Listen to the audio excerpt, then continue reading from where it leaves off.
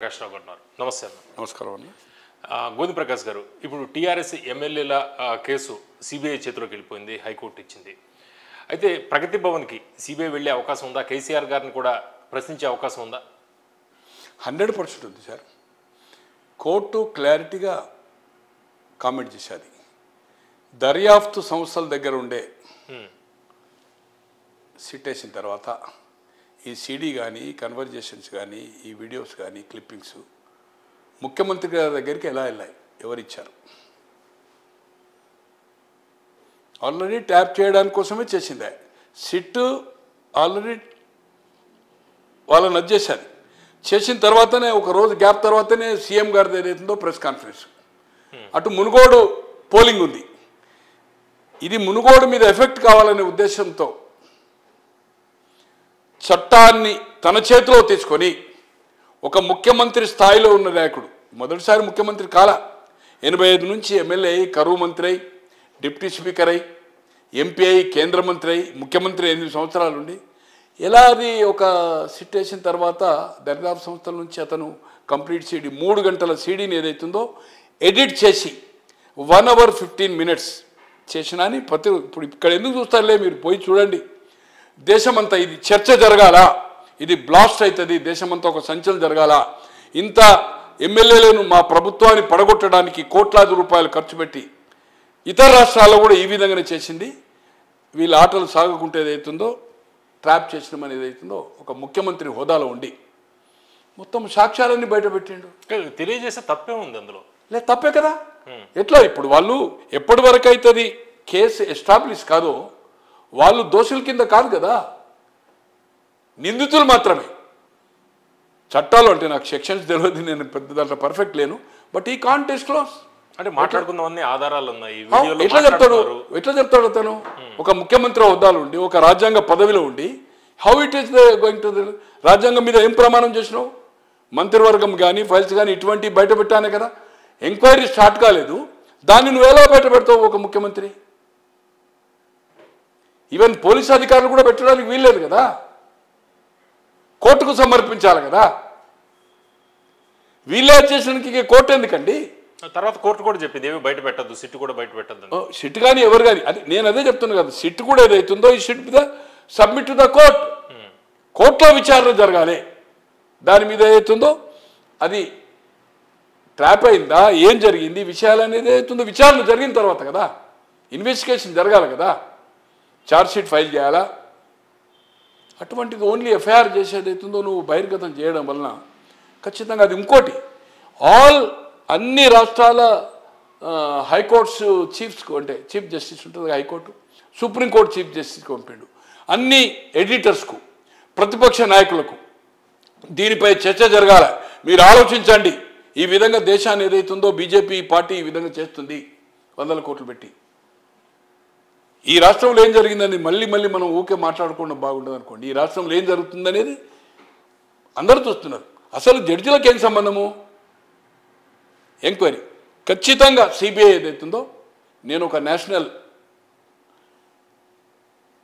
పేపర్లో పనిచేసిన ఒక 20-25 సంవత్సరాలకెళ్ళి ఇప్పుడు ఒక వెబ్ అండ్ ఇంకొక నేషనల్ పేపర్ కూడా చేస్తున్నారు. ఇద్దరు అంటే ఆప్కు పనిచేసిన ఒక సర్వే టీంలో ఉన్న ఒక అతను కూడా యుఎన్ఐ లాట్ ఆఫ్ పేపర్స్లో పనిచేశాడు. ఇద్దరు అనుకోకుండా వాళ్ళ పని మీద వస్తే నేను ఒక 2-3 hours, నాకు మంచి friend, very top leading paper times of ఇండియాలో పనిచేసిన వాళ్ళు, యుఎన్ఐలో పనిచేసిన వాళ్ళతో అనుకోకుండా సందర్భంలో ఇది మాట్లాడితే దాంట్లో ఆర్టికల్ రాశాడు. ఆర్టికల్ పంపాడు కానీ నేను చదువుల నా దగ్గర ఉంది, అది డిలీట్ అయిందా లేదా. అతనితో మాట్లాడి చెప్తున్నాడు, ఆప్కా చీఫ్ మినిస్టర్ सीबीआई को फेस करना पड़ता. Is a very popular journalist వాళ్ళిద్దరు నేషనల్ లెవెల్లో. ప్రొసీడింగ్స్ పార్లమెంటరీ కూడా చేస్తారు వాళ్ళు. ఆల్ ఆఫ్ స్పీకర్స్, మంత్రులు, చాలా పెద్ద reporters. Is honest and very perfect. ఢిల్లీలో కలిసాము రేవంత్ రెడ్డి గారితో కూడా, నేను లంచ్ కూడా చేశాము ఢిల్లీలో. నేనే ఇంట్రడక్షన్ చేశాను. 18కి బిఫోర్ కూడా వచ్చాడు అసైన్మెంట్ మీద. హిందుస్థాన్ టైమ్స్లో పనిచేసి ఈజ్ బిగ్ ఆర్టికల్స్ రాశాడు. గజ్వేల్ కాన్స్టిట్యూన్సీ పోయాడు, ఆదిలాబాద్ వెళ్ళాడు. రేవంత్ కూడా 2 or 3 కాలం ఐటమ్ ఆ రోజున్న ఆయన గ్లామర్ ప్రకారం నేషనల్ లెవెల్లో హిందుస్థాన్ టైమ్స్లో బాక్స్ ఐటమ్ 3 కాలం ఐటమ్ వచ్చింది. అంటే నేషనల్ లెవెల్లో కూడా చర్చ జరుగుతుంది.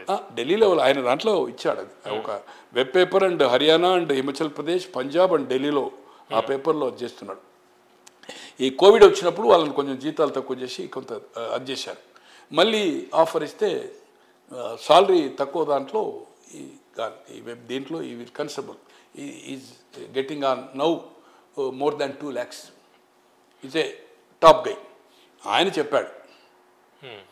సిబిఐ ఒక రిటైర్ అధికారితో కూడా నేను మాట్లాడాను.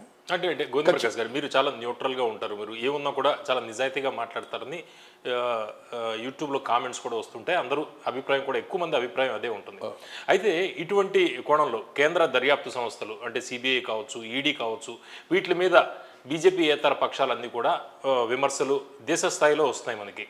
రెండోది, ఈ కేసీఆర్ గారి మీద లేకపోతే కేసీఆర్ గారి ప్రభుత్వం మీద ఒక కుట్ర జరుగుతుంది అనేది ఆయనకు అనుమానము. ఈ ఎమ్మెల్యేల కేసు సంబంధించి వాళ్ళ వాదన కూడా అదే.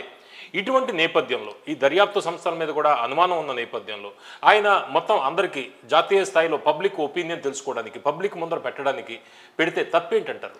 లేదండి, ఈ యొక్క కేసులో దొరికిన సమాచారాన్ని పెట్టకుండా ఇంతకాలం ఇందరితో పోయి మాట్లాడాడు. ఒక రౌండ్ టేబుల్ సమావేశం ఏర్పాటు చేసి, పార్టీ కంటే ముఖ్యం రౌండ్ టేబుల్ సమావేశం ఏర్పాటు చేసి 2 సార్లు 3వసారి సవరణ చేసినా కూడా ఇంకా లొసుగులు ఉన్నాయి ఏ డిఫెక్షన్ లాలో. స్పీకర్కి ఇచ్చే అధికారాలు రాష్ట్రాల్లో కానీ, కేంద్ర స్థాయిలో పార్లమెంట్లో కానీ, రాజ్యసభలో కానీ, ఇక్కడ అసెంబ్లీలో కానీ, కౌన్సిల్లో కానీ ఒక టైం బాండ్ ప్రోగ్రామ్ ఇవ్వాలా. 1 month లోపల ఒక పార్టీ గుర్తు మీద గెలిచిన వాళ్ళు పార్టీ మారినప్పుడు వాళ్ళకి ఏదైతుందో డిసిషన్ స్పీకర్ డిస్పోజ్, ఆ పార్టీ ఎవరైతే ఎన్నికైందో ఆ పార్టీ సిఎల్పి లీడర్ కానీ పార్టీ కాంప్లైంట్ ఇస్తుంది కదా, స్పీకర్కి ఇచ్చేది సిఎల్పి లీడర్, అక్కడ ఉండే లెజిస్లేటివ్ పార్టీ లీడర్ ఇస్తాడు. ముఖ్యమంత్రి స్థాయిలో ఉంటేనేమో ముఖ్యమంత్రి లీడరే కదా ఆటోమేటిక్గా. అది 1 monthలో డిస్పోజ్ చేయాలి. స్పీకర్ యొక్క అధికారాలను కోర్టు క్వశ్చన్ చేయొద్దు అనేది ఒక చట్టం ఉంది. స్పీకర్ డిస్పోజ్ 3 ఏళ్ళు చేయకున్నా కూడా కోర్టు క్వశ్చన్ చేసే అవకాశం లేదు.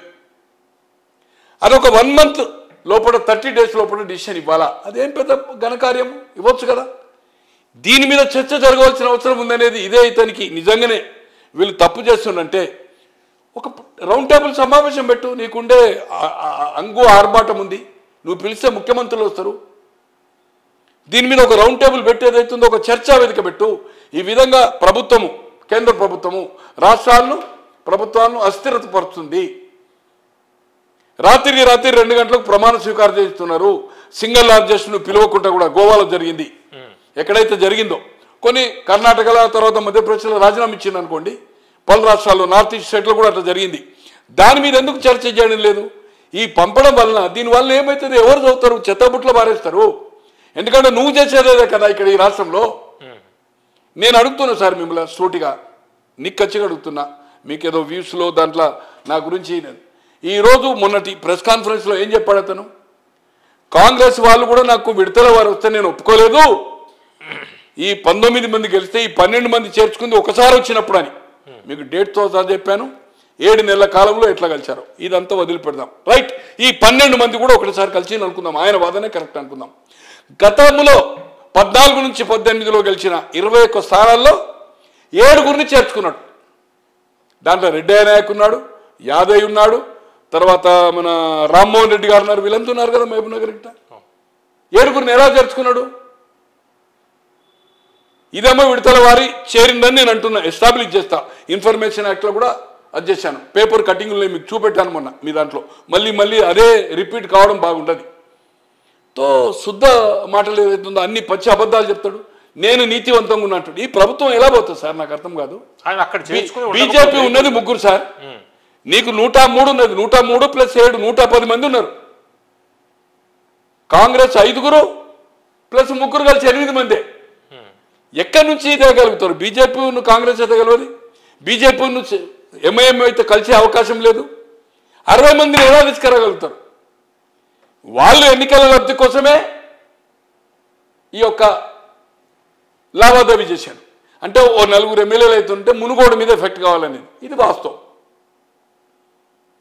ఇది ఫ్యాక్ట్. ఇంకోటి అలాగే ఇది ఎన్నికల లబ్ధి కోసమే సమాచారము పోలీసు దగ్గర ఉండి కోర్టుకు సమర్పించవలసింది వాళ్ళు దోషులని తేలక ముందు రాజ్యాంగ పదవిలో ఉండి ప్రమాణం చేసి రాజ్యాంగం మీద దాన్ని ఏదైనా బహిర్గతం చేయడం అనేది ఇది తప్పు, క్రైము.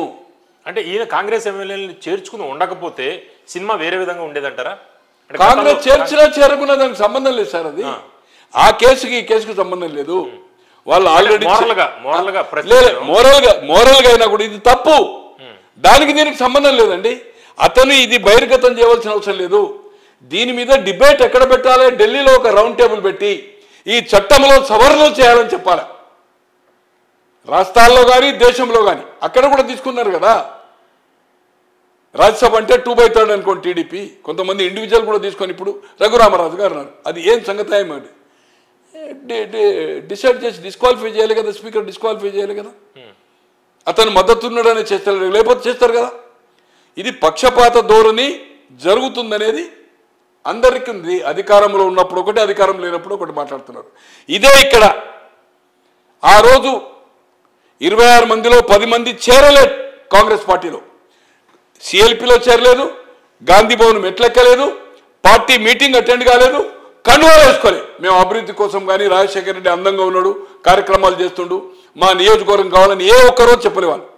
వాళ్ళు సపరేట్ బ్లాక్ అయ్యి జ్ఞానేశ్వర్ ముదిరాజుకు 2007లో ఒక నామినేషన్ ఫైల్ చేశారు. డిస్క్వాలిఫై చేయమని ఎప్పుడు ఇచ్చాడు? ఆయన 2007లో ఇచ్చాడు టీఆర్ఎస్.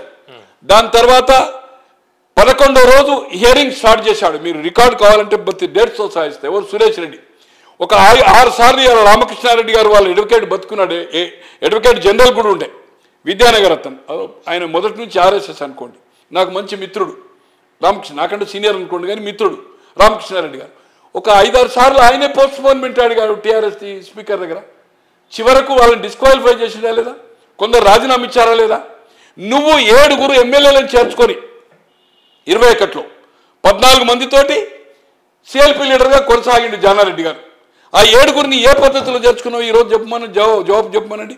ఆయన కానీ, ఆయన కొడుకు కానీ, ఆయన కూతురు కానీ, ఆయన అల్లుడు కానీ ఈరోజు శుద్ధులు మాట్లాడుతున్నారు, నీతి నియమాలు మాట్లాడుతున్నారు. చెప్పమనండి ఆ 7 ఏ పద్ధతిలో చేర్చుకున్నారు.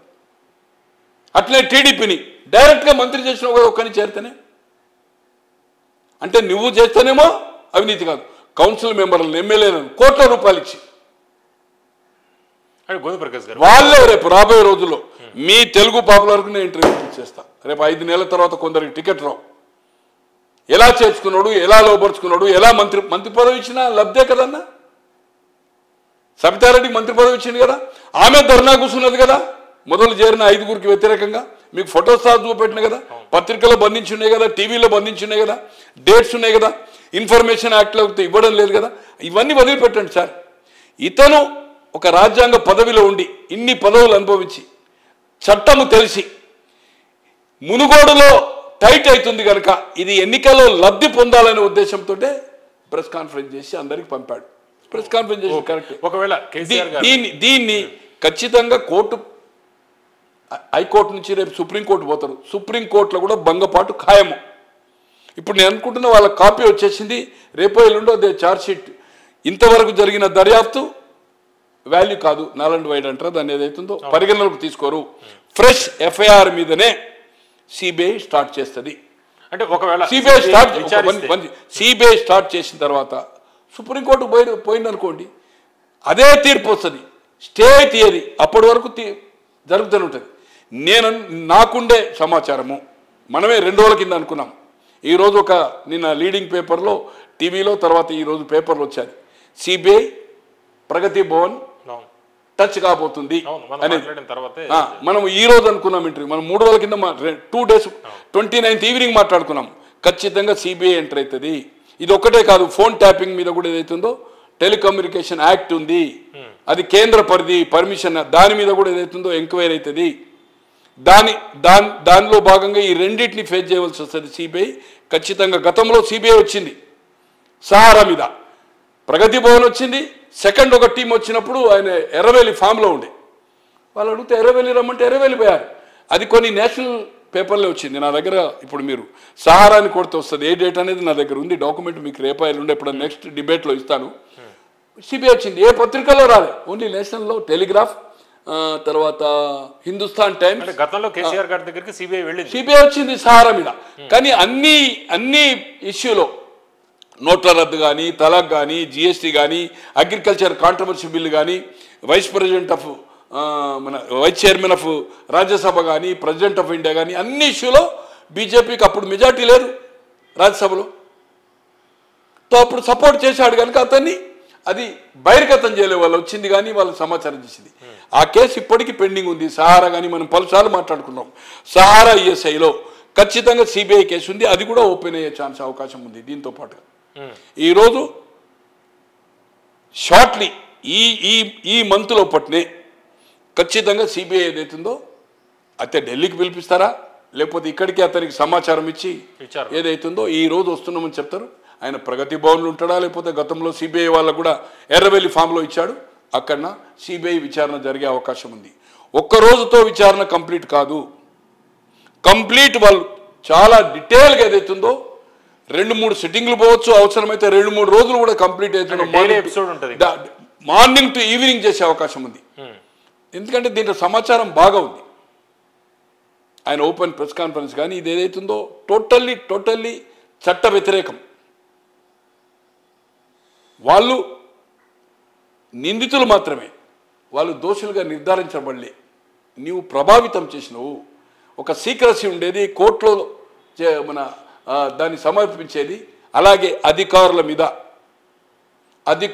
కూడా ఇది సిబిఐ అధికారి, ఒక రిటైర్ సీనియర్ హానెస్ట్ అధికారి, ఆ పేరు నాకు కూడా తెలుసు. సుబోధ్ కాంత్ సహాయ్ హోమ్ మినిస్టర్ ఉన్నప్పుడు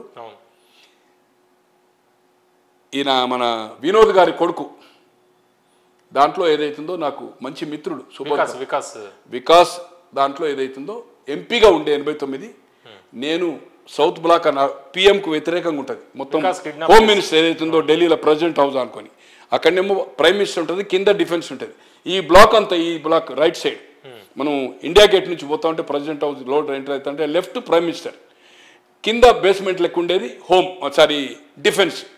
నేను ప్రైమ్ మినిస్టర్ ఆఫీస్కి పోయాను, మల్లికార్జున్ గారు అప్పుడు డిఫెన్స్ పోయాను, సుబోధ్ కాంత్ సాయ్ గారు ఉన్నప్పుడు 2 days పోయాను. దాదాపు ఏదైతుందో 2 రోజులు ఒక 8 గంటలను. ఒక రోజు లంచ్ కూడా అతను నేను శత్రుఘ్న సిన్హా గారు ఏదైతుందో లంచ్ కూడా వారి హోమ్ మినిస్టర్లో చేశాను. వెంకటస్వామి గారు ఢిల్లీకి వస్తూ ఉంటే నేను పోయి అపాయింట్మెంట్, ఆయనకు ఫ్లైట్ టైం అయిపోయిండే అనుకోకుంటే ఏదైతుందో మా అపాయింట్మెంట్ 11కు ఉంటే పోస్ట్ పోన్ అయింది. నాది ఇద్దరం కలిసి చేయలేదండి వెంకటస్వామి గారు. నేను వెంకటస్వామి గారికి పరిచయం లేదు, నాకు పరిచయం సుబోధ్ కాంత్ సాయ్. తో అతను ఎయిర్పోర్ట్ వస్తుంటే నేను ఫోన్లో మాట్లాడించాను. ఆ ఒక సిబిఐ ఆఫీసర్ ఇన్ లండన్ ఒక ఎంక్వైరీలో పోయాడు, ఇంటర్పోల్. అతను బాంబేలో ల్యాండ్ అవుతున్నాడు, అతను ఢిల్లీ హెడ్ క్వార్టర్, అతని ఫ్యామిలీ అంతా ఢిల్లీ ఉంటుంది. సుబోధ్ కాంత్ సాయ్ గారు నా ముందు అతనితో మాట్లాడి, నీ అసైన్మెంట్ ఏంటంటే ఒక 3 రోజులకో 4 రోజులకో నేను బాంబే వస్తున్నాను, తర్వాత అవుతుందో no you should after arrival of Bombay you should go to the direct Hyderabad. Some is former minister of Venkataswamy grand son episode ఉంది, యూ షుడ్ గో అని ఇన్స్ట్రక్షన్ ఇచ్చాడు. తో ఈ యొక్క రిపోర్టర్స్కి ఏదైతుందో ఢిల్లీలో ఉన్న వాళ్ళకు ఉంటుంది కదా, కేసెస్ ఉంటాయి కదా. తో నాకు వాళ్ళతో డిస్కస్ చేసిన ఇష్యూని ఏదైతుందో నాకు మొన్ననే 29th నాడే ఏదైతుందో చెప్పడం జరిగింది. మనం అనుకున్నాం దానికోసమే. ఖచ్చితంగా ఫేస్ చేయవలసి వస్తుంది. 2, 3, 4 రోజులు కూడా చేసే అవకాశం ఉంటుంది. వాళ్ళు ఢిల్లీకి సిబిఐ హెడ్ క్వార్టర్స్కి పిలిచినా పోవాల్సిన అవసరం ఉంటుంది. ముఖ్యమంత్రి అనే లేదు. ఇలా ముఖ్యమంత్రి గారు జైలు ఉన్నారు కదా సార్, లల్లు జైలు ఉన్నాడు కదా, చౌతాలా ఉన్నాడు కదా, జైలుతో ఉంటే జైలుకు పోయేది కదా.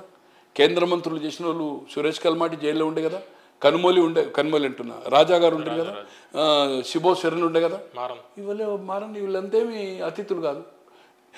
అక్కడ డిఎంకే ప్రభుత్వం, కేంద్రంలో డిఎంకేకు సాలిడ్గా సపోర్ట్ చేస్తుంది. ఎవరు? డిఎంకే. ఆయన కూతురు కరుణానిధి కూతురే జైలుకు పోయింది కదమ్మా. అందుకోసం ఏదో అంతకంటే పెద్దవాడు కాదు, అంతకంటే అతీతుడు కాదు, వీళ్ళందరికంటే లల్లు కంటే అతీతుడు కాదు. లల్లు 15 years కదా సార్, 90 నుంచి ఏదైతుందో 2005 వరకు కంటిన్యూ కదా ఆయన జైలుకు పోయిన. ఆయన భార్య ముఖ్యమంత్రి అయింది కదా, 3 సార్లు ఏదైతుందో కేంద్రంలో మంత్రి చేశాడు కదా. చౌతాల కుటుంబం దేవిలాల్ చేశాడు కదా ముఖ్యమంత్రి, కేంద్రంలో ఉప ప్రధాని చేశాడు కదా. ఈజ్ అ బిగ్ గై. అంతకంటే పెద్దవాడు కాదు కదా సార్. తెలంగాణ వాదం మీద సెంటిమెంట్ మీద ఏదైతుందో ఇతను ముఖ్యమంత్రి అయ్యాడు. వాళ్ళు పొలిటికల్ బేస్ వాళ్ళది, ప్రజల నుంచి వచ్చిన వాళ్ళు. ఇప్పుడు జైలు ఇవన్నీ తర్వాత ఇంక విచారణ ఇవన్నీ చాలా ఉంటాయి. అయితే నేను జైలు పోడా అని అంటలేను, కానీ వీళ్ళందరూ ఎంక్వైరీ అయింది, జైలుకి వెళ్ళారు. అంతకంటే పెద్దవాడు కాదు కదా ఇతను అంటున్నా.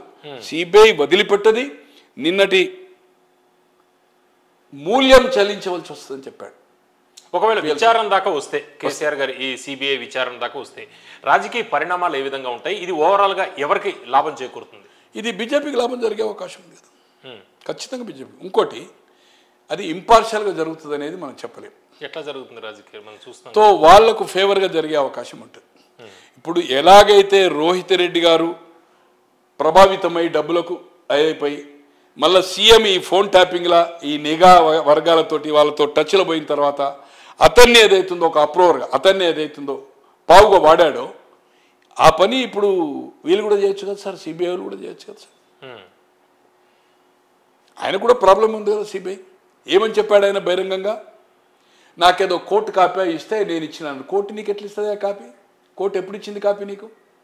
ఎక్కడ కోర్టులో ఈ ఆర్గ్యుమెంట్ జడ్జి కామెంట్ చేసినందుకు ప్రగతి భవన్ నుంచి సీఎం ఇన్స్ట్రక్షన్ తోటి ప్రెస్ కాన్ఫరెన్స్లో చెప్పాడు. అంటే అది లీక్ ఇచ్చాడు కొందరికి, ఏదైతే ప్రశ్నోడు పంపాడు. ఏమని? నేనే సీఎంకి సర్వ్ చేసిన అని. నువ్వు ఎలా చేసినావు? నీ దగ్గరికి ఎట్లా వచ్చింది? నువ్వు ఎట్లా ఇస్తావు? నువ్వు ఇయ్యలే, పోలీస్ అధికారులు ఇచ్చిండ్రు. దీంట్లో నీతి నిజాయితీగా పనిచేసే స్టిఫిన్ కూడా ఏదైతుందో ఆనంద్ గారు కూడా వాళ్ళిద్దరు కూడా ఎక్కుతారు. ఐపీఎస్ ఐఏఎస్ కానీ వాళ్ళ సర్వీస్లో రిమార్క్స్ వస్తాయి. దర్యాప్తు సంస్థ ఏదైతుందో వాళ్ళ చేతికి ఎలా పోయింది, మీ దగ్గరికి వచ్చింది? How it is possible? మీరే కెమెరాలు అమర్పించారు అంటుండ్రు, మీరే అంతా రౌండప్ చేసిండ్రు. రెండు రోజుల ముందు ట్యాప్ చేయకముందే ఆయన ఒక కంప్లైంట్ తీసుకున్నారు. ఎవరి మీద? ఎవరితోటి? రోహిత్ రెడ్డి తోటి. ఇవన్నీ ఏదైతుందో దర్యాప్తులో తేలుతాయి. తేలినప్పుడు ఏదైతుందో దీన్ని ఎన్నికల లోపల ఇది జరిగే పని కాదు. హడావిడి చేయడానికి 3-4 సార్లు ఇవాళ పిలిచి మళ్ళీ వారం రోజులకు మళ్ళీసారి పిలిచి మళ్ళీ నోటీస్ ఇచ్చి దాంట్లో ఏం సెక్షన్స్ ఉంటాయో ఏ సెక్షన్ ప్రకారం ఎక్కడ మిగుతారో విచారించినప్పుడు ఏదైతుందో ఖచ్చితంగా ఏదైతుందో ఇది ప్రభుత్వం ఒక ఇమేజ్ మీద ఇవన్నీ ఏదైతే కదా. ఈరోజు కాంగ్రెస్ ఇంప్లీడ్ అవుతున్నది. ఏది ఇప్పుడు లేటెస్ట్ ఎమ్మెల్యే ఇవన్నీ పెడుతుండా, విడతల వారు చేరినలా, స్పీకర్ కూడా నిర్ణయం తప్పు తీసుకున్నాడా, దీన్ని కూడా ఏదైతుందో చర్చ జరగవలసిన అవసరం ఉందా, అది జడ్జిమెంట్ ఏమొస్తుందని కాదు. ఈ డిబేట్ ఏదైతుందో కాంగ్రెస్ పక్షం కూడా ఏదైతుందో అడ్వకేట్ ఆర్గ్యుమెంట్ చేస్తాడు కదా, ఈ డాక్యుమెంట్ అంతా చూపెడతాడు కదా, వాళ్ళు సబ్మిట్ చేస్తుండా, వాళ్ళ దగ్గర ఉందా లేదా, అంత సీరియస్ ఇంతవరకు పోయినసారి తీసుకోలే, ఇప్పుడు తీసుకోలే. మనం చూస్తున్నాం 12 మంది మారితే విడతల వారు చేరితే ముఖ్యమంత్రి ఎట్ ఏ టైం వాళ్ళు వస్తేనే నేను తీసుకున్నా అని చెప్తే అట్లా తీసుకోలేదని డాక్యుమెంట్ ఇదివరకు ఎవరైనా ఒక ప్రెస్ కాన్ఫరెన్స్లో ఒక సిఎల్పి నాయకుడు కానీ ఒక పిసిసి అధ్యక్షుడు కానీ ఎవరైనా ఇచ్చినాను? సింగల్ మ్యాన్ చెప్పండి సార్, మీరు ఆన్సర్ చెప్పండి. అంటే రేవంత్ రెడ్డి గారు అప్పుడు అనౌన్స్ చేశారు కదా, మొత్తం ఈ కాంగ్రెస్ ఎమ్మెల్యేలు ఎవరైతే వెళ్ళారో వాళ్ళందరి దగ్గరికి కూడా మీరు వెళ్ళి ధర్నాలు చేయండి, గొడవ చేయండి అని చెప్పిండు. నేను అనేది ఏంటంటే మొన్న ప్రెస్ కాన్ఫరెన్స్లో ఈ ఎపిసోడ్తో పాటుగా ఈ కొనుగోలు వ్యవహారంలో మునుగోడు ఎలక్షన్ కంటే ముందు ఒకసారి విడతల వారు వస్తే నేను ఒప్పుకోలేదు, ఒకసారి రమ్మని చెప్పానని చెప్పాను. అప్పుడు ఎవరు చెప్పలేదు. నేను దాని తర్వాత మా దగ్గర ఉంది ఇది సమాచారము, పలానా జరిగిందిగో, సబితమ్మ, గండ్రా, సుధీర్ కూడా అంగర్ స్ట్రైక్ చేసిందని డాక్యుమెంట్ చూపెట్టినరా. ఇవన్నీ సిఎల్పి ఆఫీస్ ఉంది కదన్నా, ఇవన్నీ కలెక్షన్ ఉంది కదా అక్కడ, అయితే ఇప్పుడు గాంధీ భవన్ ఉంది కదా, ఇంప్లీడ్ అవుతారు కదా ఈ కేసులో. అది ఏం జరుగుతుందని మనం చెప్పలేము. ఇవన్నీ సబ్మిట్ చేస్తుండ్రా, ఏమని చెప్తున్నారు వాళ్ళు, ఏమంటారు ఇది కూడా ఒక కరప్షన్ కింద వస్తుంది మంత్రి పదవి అనేది. గతంది 14-18 కాదు, ఇప్పుడు రన్నింగ్ ఉంది కదా సబితారెడ్డిది. ఇవన్నీ డాక్యుమెంట్ చెడతారా అనేది ఇప్పుడు మీ దాని తర్వాత నేను వాళ్ళతో మాట్లాడతాను. ఈ డాక్యుమెంట్ వాళ్ళ దగ్గర లేకపోతే వాళ్ళ ఆఫీసులో ఉంది, గాంధీ భవన్లో లేకపోవచ్చు, నేను అనుకుంటున్నాను సిఎల్పిలో ఉంది. సిఎల్పి నుంచి కలెక్ట్ చేసుకొని విడతల వారు చేసేది అవుతుందో ఈ యొక్క సిడిసి కానీ పత్రికలు వచ్చినాయి కూడా కంపల్సరీ ఇది ఒక డిబేట్ అవుతుంది ఎక్కడ, హైకోర్టులో. అయినప్పుడు ఏం చెప్పాలి వీళ్ళు, అడ్వకేట్ ఏం చెప్పాలా, అడ్వకేట్ జనరల్ ఏం చెప్పాలా? లేదు ఒకసారి చేరిందని చెప్తాడా? పోనీ చేరిండు, 14 నుంచి 18లో 7 మందే చేరిండు కదా. ఏ పద్ధతిలో వాళ్ళను డిసిషన్ ఇవ్వకుండా కంప్లీట్ వాళ్ళు 5 ఏళ్ళు కొనసాగిండు, మళ్ళీ ఎన్నికల వరకు వాళ్ళకి టికెట్ ఇచ్చినావు నువ్వు. వాళ్ళకి టికెట్ ఇచ్చిండు కదా సార్, యాదవ్కి ఇచ్చిండు, రెడ్డైనాకి ఇచ్చిండు, రామ్మోహన్ రెడ్డి చేరినోళ్ళందరికి ఇచ్చిండు కదా సార్. మళ్ళా ఇవి అడుగుతారు కదా. తో ఏదున్నా ఇది ప్రభుత్వానికి ఏదైతుందో తీరని మచ్చ, బీఆర్ఎస్ పార్టీకి ఇది నష్టము, కేసీఆర్కు కూడా వ్యక్తిగతంగా నష్టము. ఇదొక వైపు. కవిత కూడా ఖచ్చితంగా 92 నోటీస్ అయితే 91 ఇచ్చారు, 92 ఆమె గిట్ట ఫోన్స్ గిట్ట సబ్మిట్ చేయకపోతే ఖచ్చితంగా 92 సెక్షన్ కింద ఇచ్చి సర్చ్ వారెంట్ అయిపోతుంది. ఆమె ఇండ్లు, ఆమె ఫామ్ హౌజులు, ఆమె ఎంప్లాయీస్, ఆమె బంధువులు, ఆమెకుండే ఫాలోవర్స్ అందరి అదైపోతుంది. దాని తర్వాత ఈడీ ఉంది, హవాలాది. 30 కోట్ల ట్రాన్సాక్షన్ అభిషేక్ ఇప్పటికి ఇంకా జైలు ఉన్నాడు, బెయిల్ దొరకడం లేదు. ఫోన్ది ఖచ్చితంగా సమాచారం ఇవ్వకపోతే ఆమె కూడా ఏదైతుందో ఫేస్, తండ్రి బిడ్డలు ఇద్దరు సిబిఐ ఫేస్ చేస్తూ ఉంటే ఇక బీఆర్ఎస్ పార్టీ అంటే తిరగాలి, ఆ విమానం ఏం చేయాలి, హెలికాప్టర్ ఏం చేయాలి, పార్టీ ఏం చేయాలి, ఇదే దీని మీద న్యాయ నిపులతో. ఇప్పుడు మనం చూసాం కదా ఎన్ని రోజులు ఎమ్మెల్యేలు ఉన్నారు, పొద్దున్న నుంచి రాత్రి దానికి, రాత్రి కూడా అన్ని పండుకున్నారు అంటారు, పండుకుంటా లేదా మనకు తెలియదు. వాళ్ళకు వెహికల్ ఇవ్వాలి, ఏమి ఇచ్చిండ్రు, ఒక మంత్రి కంటే ఎక్కువ సెక్యూరిటీ ఇచ్చిండ్రు కదా, వాళ్ళకి ఏమవుతుందని వాళ్ళకి ఇచ్చిండ్రు. తో ఖచ్చితంగా దీని పార్టీ మీద ప్రజల మీద ప్రభావం పడుతుంది. ఇది డిబేటబుల్ పాయింట్ అవుతుంది. మీ సోషల్ మీడియా కానీ మెయిన్ మీడియా కానీ ఇంకా లేని అని వస్తాయి. ఈ ఫామ్ హౌజులు, చర్చలు, ఇన్కమ్ ట్యాక్సులు ఇవన్నీ ఏదైతుందో వన్ బై వన్ పిటిషన్లు పడుతూనే ఉంటాయి. ఆల్రెడీ ఏదైతుందో 40-43 మందికి ఇంకా ఐటీ నోటీసులు వచ్చినాయి. ఓన్లీ పారిశ్రామికవేత్తలను ఎవరైతే 100 కోట్ల రూపాయలు ఇతనికి ఇస్తున్నారో, ఎవరైతే విమానానికి ఇచ్చిండో వాళ్ళనే రౌండప్ చేసిండు. ఇక మెయిన్ రౌండప్ ఇప్పుడు ఇద్దరిని మెయిన్ కొట్టినాకే ఉంటుంది. ఇంకోటి ఈరోజు సిబిఐ దాడికి పోతారండి, 40 లక్షల మంది మెంబర్లు ఉన్నారు కదా, పొమ్మని ఎవరో భజన చేశాడు కదా, భజన కొట్టేది తొడలు కొట్టారు కదా, ఢిల్లీకి పోమ్మను. లా అండ్ ఆర్డర్ ప్రాబ్లం అయితే స్టేట్ సబ్జెక్ట్ అయినా కంట్రోల్ చేయకపోతే మిలిటరీ ఎంటర్ అవుతుంది. ఇక్కడ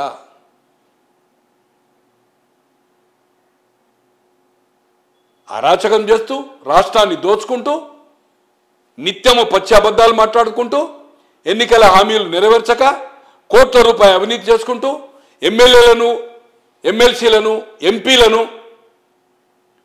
పశువుల సంతలాగా కొంటూ గ్రామ స్థాయిలో వార్డు మెంబరు, సర్పంచులు, మండల్ టీసీలు, మున్సిపల్ కౌన్సిలర్లు వేల మంది లిస్ట్ ఉన్నది. నీ సొంత కౌన్సిల్ ఎలక్షన్కే గోవాలకు, బెంగళూరుకు తీసుకెళ్ళి క్లబ్లకు, బ్రోత్ హౌస్లకు తీసుకెళ్ళేది అవుతుందో డ్యాన్సులు చేసింది, వాళ్ళ దందాన చేసింది అనేది ఇలా పిక్చర్ చేయి, సోషల్ మీడియాలో వచ్చింది, పత్రికలు వచ్చింది. నీ వాళ్ళని ఎంత బ్రేక్ చేసినావు, ఇవన్నీ మనం కళ్ళారా చూస్తూ ఉన్నాం. తో నువ్వు సత్య హరిశ్చంద్రునివి. డెఫినెట్లీ బీజేపీ మధ్యప్రదేశ్లో తప్పు చేయకపోవచ్చు, రాజీనామా ఇవ్వచ్చు, కర్ణాటకలో ఇవ్వచ్చు, గోవాలు ఇవ్వలే. గతంలో శివసేన అభ్యర్థిని ప్రభువా ఎవరినో మంత్రి కూడా రాజ్యసభ ఉంటే మంత్రి తీసుకోవడం జరిగింది. ఈ విధంగా వాళ్ళు కూడా బీజేపీ వాళ్ళు కూడా చేశారు. ఎక్కడైతే వాళ్ళకు డిసడ్వాంటేజ్ ఉందో సింగిల్ లార్జెస్ట్ చేసిన గోవాలో కూడా ఏదైతుందో వాళ్ళు చేయలేదు. రాత్రి ప్రమాణ స్వీకారం చేయించారు. 2 సార్లు జరిగింది అట్లా. తో వాళ్ళు కూడా తప్పు చేస్తున్నారు. ఇది సవరణ, ఇది సరిగా జరగాలంటే పాలక పక్షాల్లో ఉండే ఎన్ని ప్రాంతీయ పార్టీలు కానీ జాతీయ పార్టీలు కానీ ఇప్పటికైనా కాంగ్రెస్ పార్టీ ముందుకు రావాలా. రేవంత్ రెడ్డి గారు ఒక పిసిసి అధ్యక్షుని హోదాలో ఇంప్లీడ్ కావడం కాదు, ఒక నివేదిక ఇచ్చి రాబోయే రోజుల్లో ఇవి జరగొద్దంటే ఈ చట్ట సవరణ తేవాలా. స్పీకర్ అనేది కౌన్సిల్లో చైర్మన్ కానీ, అసెంబ్లీలో స్పీకర్ కానీ, అక్కడ వైస్ చైర్మన్ ఆఫ్ రాజ్యసభ కానీ, చైర్మన్ అంటే వైస్ ప్రెసిడెంట్ ఆఫ్ ఇండియా ఉంటాడు, చైర్మన్ కానీ, స్పీకర్ ఆఫ్ లోక్సభ కానీ డిస్పోజ్ పార్టీ మార్పిడి జరిగినప్పుడు వితిన్ 1 మంత్లో స్పీకర్ డిస్పోజ్ చేయాలి. ఇక్కడ స్పీకర్ చైర్మన్ కానీ, అక్కడ speaker vice chairman of Rajya Sabha అంటే వైస్ ప్రెసిడెంట్ ఆఫ్ ఇండియా కానీ. ఈ చట్టంలో మళ్ళీ ఒక సవరణ చట్టబద్ధమే కట్టుదిట్టంగా చేయవలసిన అవసరం ఉంది. దీంట్లో లొసుగులు ఉన్నాయనేది ఈ చర్చ ఏదైతుందో జాతీయ పార్టీలు కానీ నిజంగా చిత్తశుద్ధి ఉంటే కేసీఆర్ని పెట్టుమను, దేశానికి దిశ కాదు ఇది, ఈ పద్ధతి మార్చమను.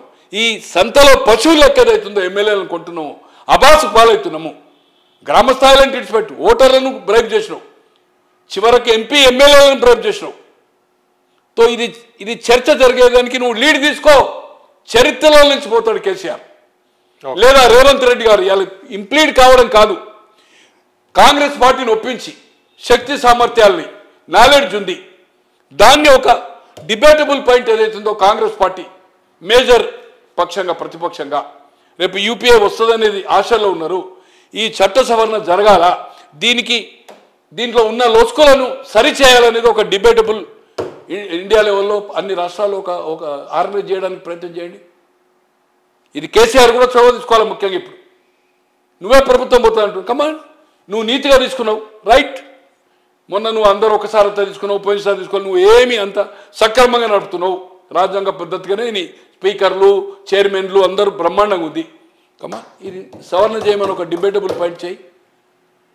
ఇదొక మంచి కార్యక్రమమా కాదా? ఇది కేసీఆర్ తీసుకోవాలని మీ తెలుగు పాపుల ద్వారా అతనికంటే మేధావి, తండ్రి కంటే మేధావి అనుకుంటుండే కనుక కేటీఆర్ నీకు కూడా చిత్తశుద్ధి ఉంటే ప్రధానమంత్రిని తిట్టడము తర్వాత అబ్యూజ్ భాష కాదు.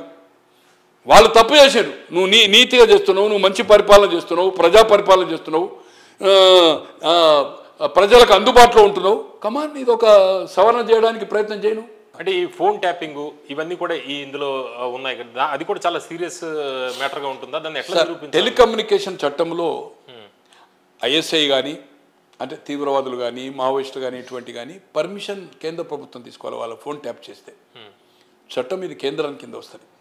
ఈరోజు ముఖ్యమంత్రి ప్రెస్ కాన్ఫరెన్స్లో చెప్పాడు 2015 నుంచి ఉంది, మీరు ఎక్కడ ఎవరు మాట్లాడుతుంది ఏ సిస్టంలో పోండి, వాట్సాప్లో పోండి, ఫేస్ టైంలో పోండి, అంతా నాకు సమాచారం ఉంటుందని చెప్పాడు. ఏది ఎమ్మెల్యే లెజిస్లేటివ్ పార్టీ లీక్ వచ్చింది అనుకోండి, దీని మీద కూడా వాళ్ళు ఏదైతుందో విచారణ జరిపే అవకాశం ఉంది. ఇది ఫోన్లో కన్వర్జేషన్ ట్యాప్ చేసింది కదా, ఇది వీళ్ళు ఫోన్ ట్యాపింగ్ అనే పదం ఎక్కడ రాలే కానీ మాకు తెలుసు. ఫోన్ అనేది దాంట్లో ఆయన ఇచ్చిన సిడీలో ఫోన్లో కన్వర్జేషన్ ఉంది కదా, ఫోన్లో మాట్లాడింది ఉంది కదా, రికార్డ్ అవుతుంది కదా, రికార్డ్ అయింది. ఢిల్లీకి ట్రై చేసింది ఏదైతుందో ఫోన్ కాల్ అది ఉంది కదా. తో గతంలో ముఖ్యమంత్రిగా 83లో రామకృష్ణ హెగ్డే గారు అయ్యారు. అది అప్పుడు హంగ్ ప్రభుత్వం.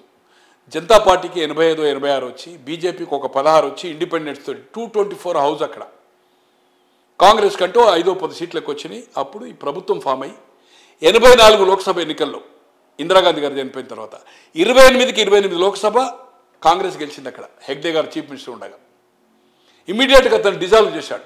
డిసెంబర్ ఎలక్షన్ అయిపోతేనే జనవరి డిజాల్వ్. మార్చిలో మన దగ్గరనేమో భాస్కర్రావు ఎపిసోడ్ రామారావు గారిది. రామారావు గారు పార్లమెంట్ ఎలక్షన్ డిక్లేర్ షెడ్యూల్ ఇచ్చాయి, నోటిఫికేషన్ అయితేనే ఇక్కడ డిజాల్వ్ చేశాడు. అతను చేసి 85 మార్చికి రికమెండ్ చేశాడు. ఆయన కూడా 85 మార్చికి రికమెండ్ చేశాడు. గతంలో ఏమవుతుందంటే సెషన్ రాకముందు ఒక రాష్ట్ర ప్రభుత్వం మెజార్టీ ఉన్నా కూడా మంత్రివర్గ తీర్మానం చేసి ఎలక్షన్ ఈ మంత్లో పెట్టమని రికమెండ్ చేసేవాళ్ళు, అదే మంత్లో వాళ్ళు పెట్టేవాళ్ళు. ఎందుకంటే ఇక్కడ స్టాఫ్ అంతా లోకల్ కదా, అనుకూలత, స్కూల్స్, ఎగ్జామ్స్, వాతావరణం ఇవన్నీ చూసుకొని పెట్టేవాళ్ళు. అప్పుడు కూడా అక్కడ మార్చలేదు. 86, 85 ఉన్న సీట్లు 135, 136 సీట్లు అయింది. అబ్సల్యూట్ మెజార్టీ హెగ్డే గారికి వచ్చింది. పార్లమెంట్లో 28 ఓడిపోయాడు. మళ్ళీ చీఫ్ మినిస్టర్ అయ్యాడు. డిసిడెంట్ యాక్టివిటీ అప్పుడు దేవగౌడ గారు Janata party, S R Bommai Janata party, J H పాటిలర్ గారు అని ముఖ్యమంత్రి అయిన ఒకసారి, ఆయన కూడా జనతా పార్టీ. ఈ డిసిడెంట్స్ ఎస్ఆర్ బొమ్మాయి, దేవగౌడ వీళ్ళిద్దరు, ఇతని కంటే సీనియర్, ఈ ఇద్దరు ఫైట్లో రాజ్యసభ ఉన్న ఢిల్లీలో ఉన్న హెగ్డే గారిని ఏదైతుందో కాంప్రమైజ్ క్యాండిడేట్గా ముఖ్యమంత్రి చేశాడు. పవర్ఫుల్ అయింది. అయిపోయి డిసిడెంట్ అసమ్మతివాదాన్ని తొక్కే ప్రయత్నం చేశాడు. దీనికోసం ఈ టెలిఫోన్ ట్యాపింగ్ ఏదైతుందో ఇంటెలిజెన్స్ ద్వారా ఏదైతుందో ఏం జరుగుతుంది అనేది ఒక నిఘా పెట్టాడు. సుబ్రహ్మణ్య స్వామి గారు ఏదైతుందో దీంట్లో రీసెర్చ్, మాజీ కేంద్ర మంత్రి, లోక్సభ, రాజ్యసభ మనం అయిపోయింది అనుకోండి టర్ము, అతను ఏదైతుందో దీని మీద ఎంక్వైరీ చేశాడు. వేస్తే ఎంక్వైరీలో తేలిపోయాది, దర్యాప్తు సంస్థలకు ఇస్తే ఫోన్ ట్యాపింగ్ అయిందనేది ఎస్టాబ్లిష్ అయింది. ఎస్టాబ్లిష్ రిపోర్ట్ వచ్చిన తర్వాత ముఖ్యమంత్రి పదవి కోల్పోయాడు. అతను 1.5 years బిఫోర్ ఈ రిజైన్ స్టెప్ డౌన్ అంటే ఎస్ఆర్ బొమ్మాయి చీఫ్ మినిస్టర్ అయ్యాడు. ఇది కనుక ఎంక్వైరీ అయితే ఎంక్వైరీలో ఖచ్చితంగా సిబిఐ తెలుసుకోగలుగుతుంది. అంటే ఫోన్ ట్యాపింగ్ ఇప్పుడు సెల్ ఫోన్లో నేను మాట్లాడుతుంటే రికార్డ్ అవుతూ ఉంటుంది, అవి సెల్ ఫోన్లో రికార్డ్ అయిన డేటా అనుకోవచ్చు కదా మనం? ఏదున్నా టెలికమ్యూనికేషన్ అంటే నేను అంత డీప్ సెల్ ఫోన్కు డిఫరెన్స్ ఉంటుంది అనుకోను. సెల్ ఫోన్ ఏది ఉన్నా కూడా ఒక రికార్డు, ఒక ప్రభుత్వం ఏదైతుందో అధికారులు ఈ యొక్క విఐపీసిన ఈ జరిగే కార్యక్రమాన్ని చేస్తుండు కనుక, ట్యాపింగ్ చేస్తుండు కనుక రికార్డు చేయడం వేరు, రికార్డు లెక్క ఏదైతుందో మధ్యవర్తి ఏదైతుందో ఎంటర్ అయ్యి దాన్ని రికార్డ్ చేయడం డిఫరెంట్. ఇప్పుడు మీకు ఫోన్ చేస్తున్నా సార్, మీరు నేను మిత్రుల అయితే ఎందుకు రికార్డు చేస్తారు సార్?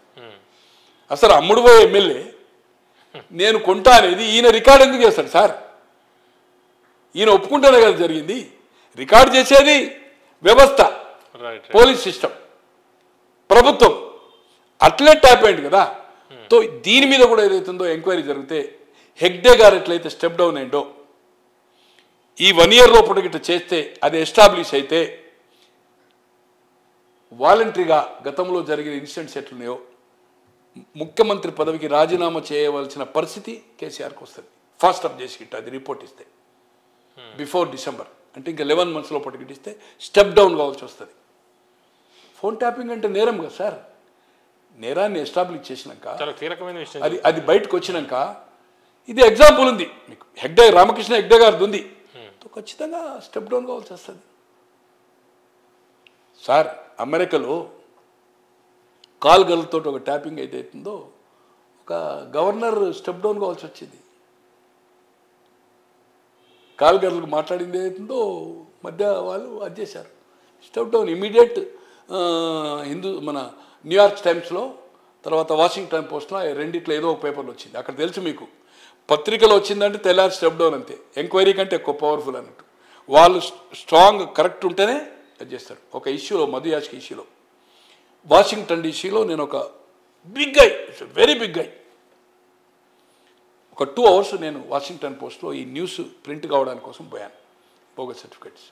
ఆయన చెప్పాడు, వాషింగ్టన్ పోస్ట్, న్యూయార్క్ టైమ్స్ మీ దగ్గర సిబిఐ ఇలా లేకపోతే ఏదైతుందో రాష్ట్రంలో ఉండే దానికంటే కూడా నీకంటే మా పేపర్లో వచ్చిందంటే తెల్లారి స్టెప్ డౌన్ అవుతాడు అని ఒక 100 ఇన్సిడెంట్లన్నీ నా ఎంబడి వచ్చిన అతను American citizen. You know mister Rao ఎన్ని కేసెస్ ఉన్నాయి, ఎందరు స్టెప్ డౌన్ అయ్యారు. తో ఇది మాకు ఇంపార్టెంట్ కాదు అంటాడు. ఇది స్మాల్. ప్రకాష్ రావు ఈ ఇన్ఫర్మేషన్ కలెక్ట్ చేసిండు, అగ్రి. ఇది it is a big achieve. వాళ్ళ పర్సనల్ సర్టిఫికెట్స్ ఈయన ఒక వ్యక్తిగత హోదాలో ఇండియన్లో ఉండే వాడు చేసిందంటే మేము రీసెర్చ్ చేస్తాం తప్పితే నీది న్యూస్ ఐటమ్ కింద ఏమో. మా దాంట్లో ఒక సింగిల్ కాలం ఒక 10 లైన్లు వచ్చినా ఈజ్ అవుట్, ఫినిష్, ఎంక్వైరీ కంటే పోయి. అలాగే ఏదైతుందో అక్కడ స్టెప్ డౌన్ అయిన సంఘటనలు ఉన్నాయి. తో ఖచ్చితంగా ఇది సీరియస్. 2 ఇన్వాల్వ్ అయినాయి, ఒకటి ఫోన్ ట్యాపింగ్ది, సిబిఐ, ఈ 2 జరుగుతాయి. ఫోన్ ట్యాపింగ్లో హెగ్డే గారు ఏదైతుందో ముఖ్యమంత్రి రాజీనామా చేసిన సంఘటన ఉంది, ఇంకా కడుమైనాక అంత ఐడియా లేదు. ఇక్కడ అధికారులు ఫేస్ చేయవలసి వస్తుంది, ఇది ఎవరిచ్చిందనేది. దీని మీద సీరియస్, దీని కాన్సిక్వెన్సెస్ ఏదైతుందో రాజకీయ పరిణామాల మీద. దేశంలో బీఆర్ఎస్ అనేది మనం మొదలే మాట్లాడుకున్నాం, బిగ్ జీరో, ఏముండదు రిజల్ట్. ఇక్కడ దీని పరిణామాలు పార్టీ మీద ప్రభావితం డెఫినెట్గా. ప్రజల్లో ఏదైతుందో ఒక ఉల్లిగడ్డల ఇష్యూలో ఢిల్లీలో బీజేపీ ప్రభుత్వం ఉండి కంటిన్యూగా 15 సంవత్సరాలు కాంగ్రెస్ పార్టీ గెలిచి 15 సంవత్సరాలు షీలా దీక్షిత్ ముఖ్యమంత్రి ఉంది. ఎమర్జెన్సీలో only family planning main minus. Emergency lift చేసి ఎలక్షన్ పోయినాక రూట్ అవుట్ అయిపోయింది ఇందిరాగాంధీ. మెయిన్ జైల్లో పోయింది ఎప్పుడు ఎఫెక్ట్ కాలే. మెయిన్ ఫ్యామిలీ ప్లానింగ్ జబర్దస్తి. నాట్ ఓన్లీ ముస్లిమ్స్, హిందూస్ను టార్గెట్ పెట్టి చేయడం ఏదైతుందో అదంతా మొత్తం స్ప్రెడ్ అయిపోయి అవుట్, ఇందిరాగాంధీ అవుట్ అయిపోయింది. అనుకో ఇది చాలా పెద్ద నేరము. దీని నుంచి ఏదైతుందో ఏ పరిస్థితిలో తప్పించుకోలేడు. కన్ఫంట్రేషన్ పెట్టుకున్నాడు, అబ్యూజ్ చేశాడు. తో 3 నాయకులు, మెయిన్ ఇంపార్టెంట్ ఈజ్ 3, మోడీ గారు, షా గారు, పిఎల్ సంతోష్. 3 స్టేట్మెంట్ ఈ రాష్ట్రంలో వచ్చి ఎంత తీవ్రంగా ఏదైతుందో వాళ్ళిద్దరు డైరెక్ట్ చెప్పింది. ఈయన పాలిటీషియన్ కాదు, సెక్రటరీ కానీ వీళ్ళు ప్రెస్కి పోరు, ఆర్ఎస్ఎస్. ఇతను పార్టీ శ్రేణుల్లో ఎంత స్ట్రాంగ్ వార్నింగ్ ఇచ్చింది అనేది మనం వాళ్ళకు అడ్రస్ చేసిందే మనకు కంప్లీట్ పిక్చర్లో మనది ప్రింట్ అండ్ ఎలక్ట్రానిక్లో వచ్చింది. దీని పరిణామాలు రాబోయే రోజుల్లో రాజకీయంగా కాదు అతని మీద కూడా ప్రభావితం ఉంటుంది. ఈరోజు సిబిఐ ఎలక్షన్ లోపల తీర్పు రాకున్నా ఈ ఎన్నికల తర్వాత వచ్చేది బీజేపీ ప్రభుత్వమే. దీంట్లో అతనికి పనిష్మెంట్ ఎక్కడన్నా ఉంటే టెలికమ్యూనికేషన్ చట్టంలో అయితే డెఫినెట్గా దోషిగా నిర్ధారించబడతాడు. దీంట్లో కూడా అతను తప్పు, రాజ్యాంగంలో శిక్ష ఉంటుందా లేదా అనేది నేను చెప్పలేను.